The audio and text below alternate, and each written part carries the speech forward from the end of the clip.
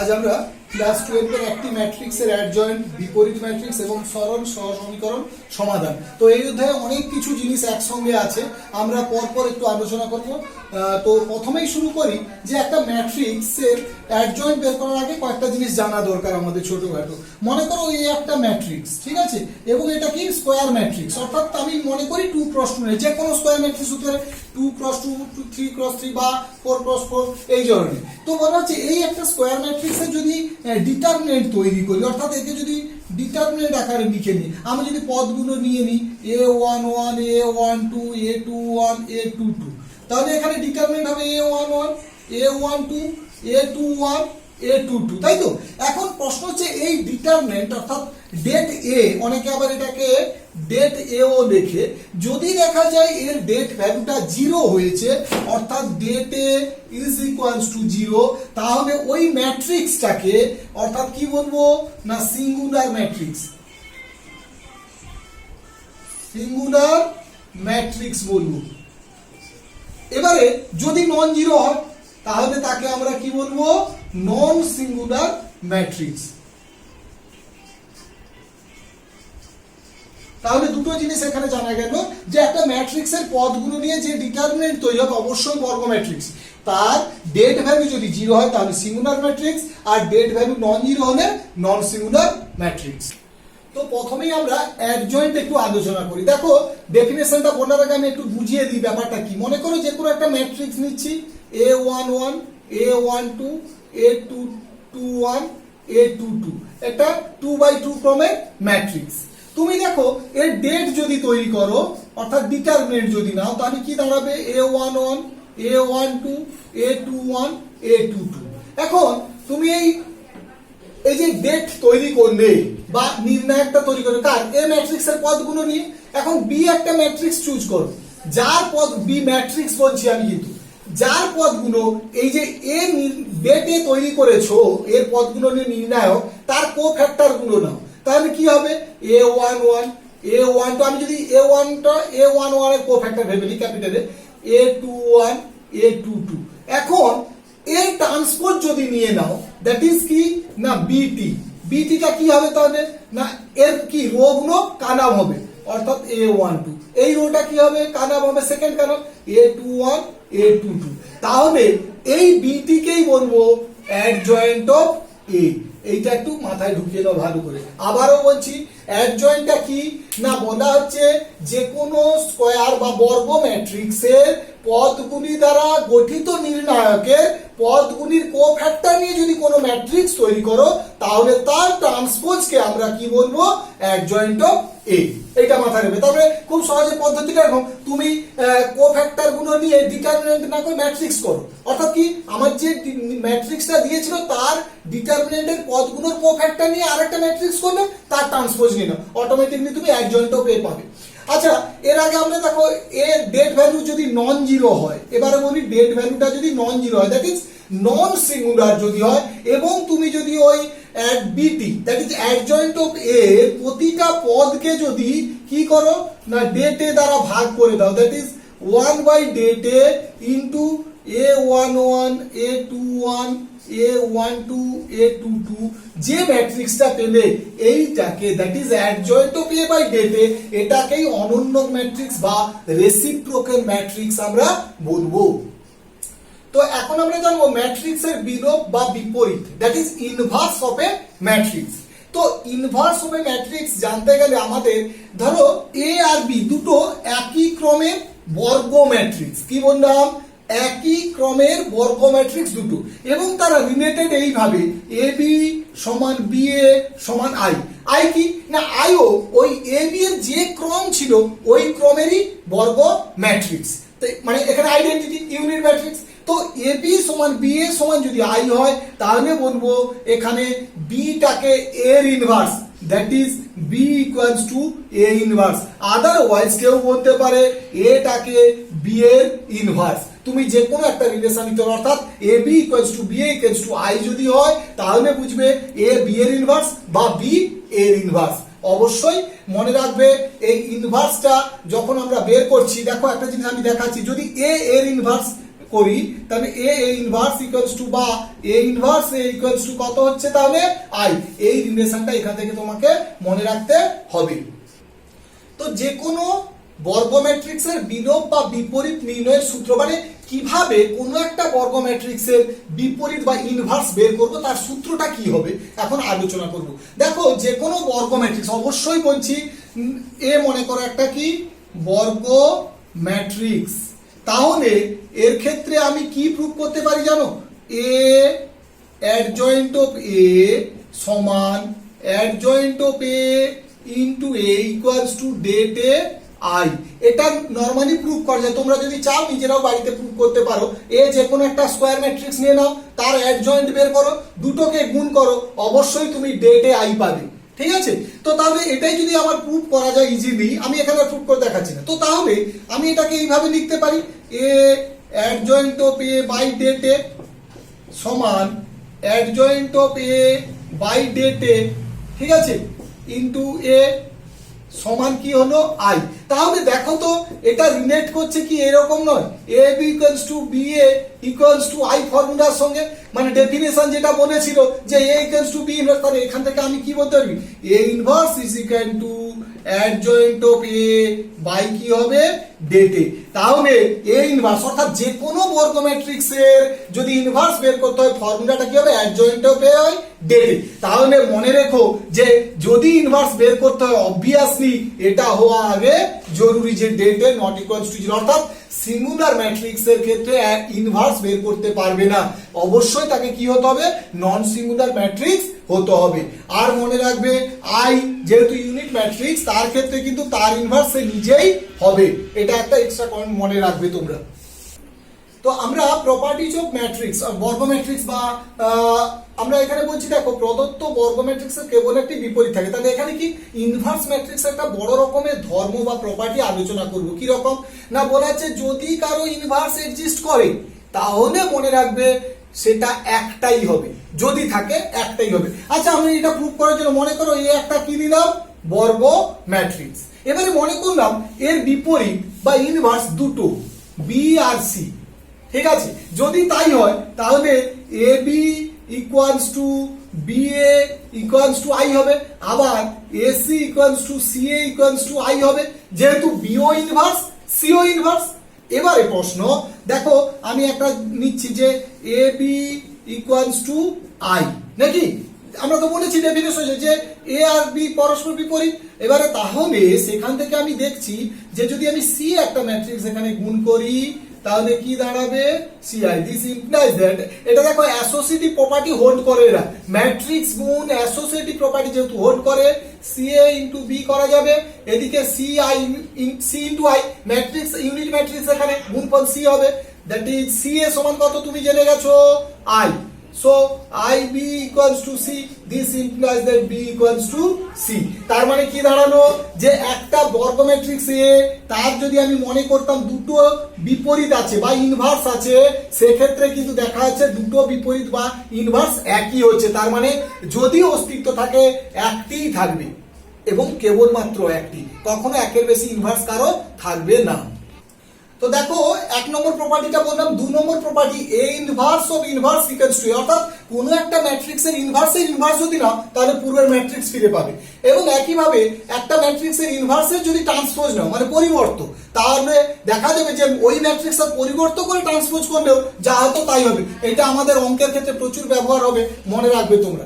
এছাড়াও আরো একটা ধর্ম আছে যে A into B inverse, that is কি A B inverse equals to B inverse A inverse. তোমরা মনে রাখবে দুটো ম্যাট্রিক্সের গুণ করে ইনভার্স বের করলে ইনভার্স গুলো বের করে অল্টারনেট মানে বিপরীত ক্রমে গুণ করার সঙ্গে সমান হবে। এটা আমি প্রুফ করে দেখাবো এখানে। মনে করো খুব সহজ জিনিস এখানে, যে আমি মনে করলাম এক্স ইকুয়ালস টু কি A B, Y equals to কি ধরলাম না বি ইনভার্স এ ইনভার্স। এখন দেখো একটা জিনিস দেওয়া আছে আমাকে, এ এর বিপরীত এ ইনভার্স, বি এর বিপরীত বি ইনভার্স, তাহলে এ আর বি এর বিপরীত কি এক্সিস্ট করেছে? এখন প্রশ্ন হচ্ছে যেহেতু এর ইনভার্স এক্সিস্ট করেছে তাহলে det A not equal to 0 এবং ডেট বি কি হবে নট ইকুয়াল টু 0। সো আমি যদি দেখি det of A B is equals to কি হবে ডেট এ ইনটু কি হবে ডেট বি। দেখো det A non zero, det B non zero, so det B কি det of A B non zero হবে, তাই তো? তার মানে এ বি এর বিপরীত বিপরীত অস্তিত্ব আছে, তাই তো, অস্তিত্ব আছে। এবারে দেখো, এবার আমি কি করছি না x ইন্টু ওয়াই লিখছি। দেখো x মানে কে এ বি, ওয়াই কে বি ইনভার্স এ ইনভার্স। দেখো অ্যাসোসিয়েটিভ প্রপার্টি হোল্ড করে, আমি আগেই বলেছি, ঠিক আছে। তাহলে বি বি ইনভার্স কে একটা প্যাকেট যদি তৈরি করি আমি, ওটা কি আই হয়ে গেল, তাই তো। তাহলে এ আই কি এ ইনভার্স, যেদিক থেকেই রাখতে পারো, so that is A inverse, that is কি হবে আই। আবার দেখো তুমি যদি ওয়াই এক্স লেখো, that is B inverse A inverse into এখানে কি হচ্ছে এ বি, ওই একই ভাবে অ্যাসোসিয়েটিভ প্রপার্টি হোল্ড করাও। তাহলে A inverse A B, that is b inverse b, that is কি i। সো কি পেলাম আমরা না xy is equal to yx is equal to কি i। আর ইনভার্সের যে ডেফিনেশন, অর্থাৎ বিপরীত ম্যাট্রিক্সের ডেফিনেশন কি বলছে না y equals to x inverse by x equals to y inverse, তাই তো। তাহলে আমরা এখানে কি পাবো x inverse equals to y, তাই তো। এবার দেখো this implies that x inverse means a b এর inverse is equal to y, y K b inverse a inverse। তাহলে তোমাদের যেটা প্রুফ করার ছিল সেটা প্রুফ হলো খুব সহজে। তবে এখানে বলি আবার যে det of A B non zero, এটা অবশ্যই আগে দেখাতে হবে। তো ম্যাট্রিক্সের একটা গুরুত্বপূর্ণ প্রপার্টি এখন আলোচনা করব, যে লম্ব matrix that is orthogonal matrix কাকে বলবো। মনে করো এ একটা ম্যাট্রিক্স, ঠিক আছে। তো এই বর্গ ম্যাট্রিক্সের ট্রান্সপোজ আমি যদি নেই এটি, তাই তো, বর্গ ম্যাট্রিক্সের ট্রান্সপোজে কি হবে, আবার একটা বর্গ ম্যাট্রিক্স হবে। তো দেখা গেছে যে যদি দেখা যায় এটি বা এটি এ, এই গুণফলগুলো যদি আই এর সঙ্গে ইকুয়াল হয়, দ্যাট ইজ আইও কি ওই ক্রমেরই একটা বর্গ ম্যাট্রিক্স হবে, আইডেন্টিটি ম্যাট্রিক্স বা একক ম্যাট্রিক্স। তো তাহলে যদি এই প্রপার্টি হোল্ড করে, তাহলে এ কে কি বলবো আমরা না লম্ব ম্যাট্রিক্স।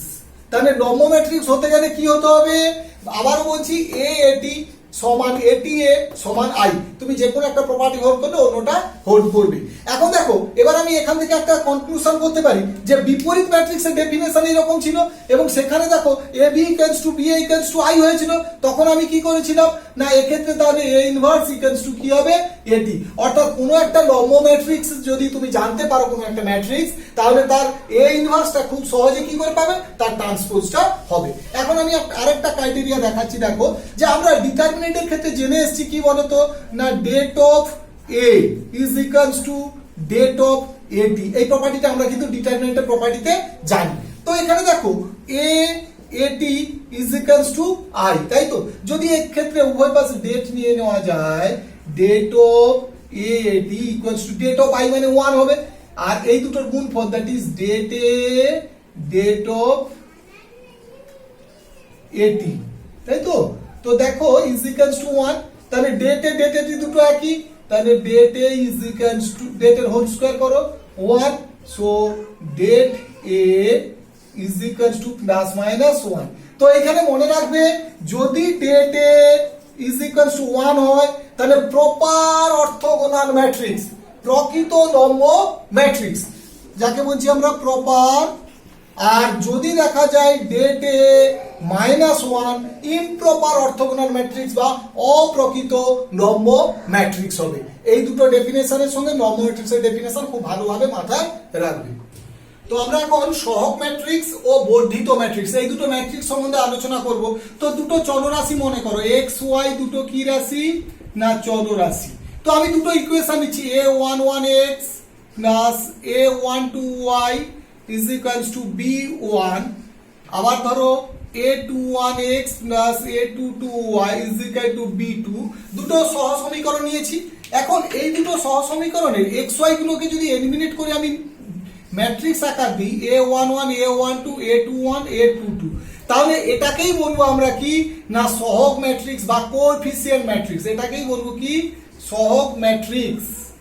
আর দেখো আমি আরেকটা ম্যাট্রিক্স তৈরি করছি a11 a12 b1 a21 a22 b2, এইটা কানেক্টিং, অর্থাৎ কনস্ট্যান্ট টার্ম দুটোকেও যদি কানেক্ট করে দেই তাহলে একেই বলবো আমরা বর্ধিত ম্যাট্রিক্স বা অনেকে এটাকে অগমেন্টেড ম্যাট্রিক্স বলা হয়। বর্ধিত ম্যাট্রিক্স বা একে অগমেন্টেড ম্যাট্রিক্স বলা হয়ে থাকে। অর্থাৎ যে কোনো সমীকরণের থেকে এক্স ওয়াই গুলো এলিমিনেট করে যে মানে ম্যাট্রিক্সটা পাচ্ছে তাকে সহগ ম্যাট্রিক্স, আর কনস্ট্যান্ট টার্মগুলো এন্ড হয়ে মানে ওর সঙ্গে যদি জুড়ে দাও এন্ট্রি হয়ে যায় তাহলে বর্ধিত ম্যাট্রিক্স হবে। ম্যাট্রিক্স পদ্ধতির প্রয়োগে একঘাত সহসমীকরণ সমূহের সমাধান, এটা খুব গুরুত্বপূর্ণ, তোমাদের পরীক্ষার ক্ষেত্রে প্রায়ই আসে অল্টারনেট ইয়ারে। তো আমরা এটা আলোচনা করতে গেলে প্রথমে আমাকে কিছু সমীকরণ নিতে হবে, তাই তো? আমরা তিনটে চলরাশি বিশিষ্ট তিনটে সমীকরণ নিচ্ছি, লক্ষ্য করো। a11x plus a12y plus a13z is equal two, মনে করো, k1, a21x plus a22y plus a23z is equal two k2, এবারে a31x plus a32y plus a33z is equal two k3। তাহলে দেখো এখানে তিনটে সহসমীকরণ নিয়েছি, তিনটে চলরাশি আছে, তার মানে সমাধান করতে আমরা পারবো। তো ম্যাট্রিক্স পদ্ধতির প্রয়োগে কিভাবে সমাধান করব সেটাই আলোচ্য বিষয়। তো আমি একে যদি ম্যাট্রিক্স আকারে লিখে নিই, ম্যাট্রিক্স আকারে লিখে পাই, কি পাবো লক্ষ্য করো। যদি আমি ম্যাট্রিক্স আকারে লিখি a11, a12, a13, a21, a22, a23, a31, a32, a33, তাই তো?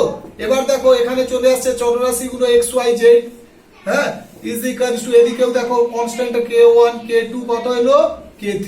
তুমি দেখো একে যদি শর্ট ফর্মে লিখো, মনে করো প্রথমটাকে ক্যাপিটাল A, দ্বিতীয়টাকে ক্যাপিটাল X, 3 নম্বর ম্যাট্রিক্সটাকে মনে করো ক্যাপিটাল B। তাহলে এখানে একটা জিনিস লক্ষ্য করো, আমি যদি A ইনভার্স দিয়ে গুণ করি রাইট হ্যান্ড সাইড থেকে, লেফট হ্যান্ড সাইড থেকে, তাহলে দেখো A inverse A into X is equal two কি হবে A inverse B। This implies, দেখো যেহেতু কম আমাদের অ্যাসোসিয়েটিভ প্রপার্টি হোল্ড করে, সেক্ষেত্রে A ইনভার্স I হবে, so I X is equal two কি হবে A inverse. This implies that X is equal two কি হলো A ইনভার্স B। তোমরা দেখো A ইনভার্স বের করার ফর্মুলা কি শিখে গেছো না, অ্যাডজয়েন্ট অফ A বাই কি না ডেট A, তাই তো?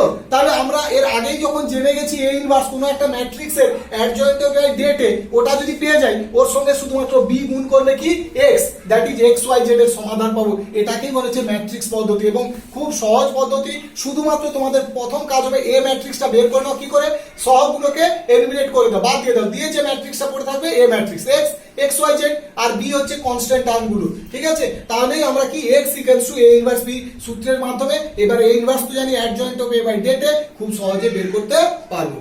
তো দেখো এখানে আরেকটা কথা উল্লেখ করা ভালো, যে এই যে তিনটে সমীকরণ নিয়েছিলাম, এদের যদি সলিউশন এক্সিস্ট করে মানে সমাধান থাকে, তাহলে সঙ্গত বা কনসিস্টেন্ট, আর যদি সমাধান না থাকে অসঙ্গত বা ইনকনসিস্টেন্ট বলবো। এখন আমি একটু দেখো একটু বিশ্লেষণ করে লিখি। এই যে x ইকুয়ালস টু কি লিখেছি A inverse B, A inverse কি বলেছি অ্যাডজয়েন্ট অফ A বাই কি বলেছি ডেট A ইনটু B, তাই তো? এখন আমার প্রশ্ন, এই যে adjoint of A by det A, তাহলে ডেট A টাকে অবশ্যই কি হতে হবে নন জিরো হতে হবে, অর্থাৎ নন সিঙ্গুলার হতে হবে, তবে ইনভার্স এক্সিস্ট করতো। সেইভাবে নন সিঙ্গুলার হলে এক্ষেত্রে সমাধানটা এক্সিস্ট করবে। এবারে মনে করো তোমার ডেট A কি হয়ে গেল ইকুয়াল টু 0 হয়ে গেল, সেক্ষেত্রে কি হবে? তাহলে তুমি সমাধানটা কি পাবে না। দেখো এখান থেকে কনক্লুশন করতে তুমি পারো না। দেখো ডেট A 0 হওয়ার পর তুমি চেক করবে কি, 1 নম্বর adjoint of A into B check করবে। যদি এটা 0 হয়ে যায় তাহলে বুঝবে অসংখ্য সমাধান। কি সমাধান? অসংখ্য সমাধান, ঠিক আছে?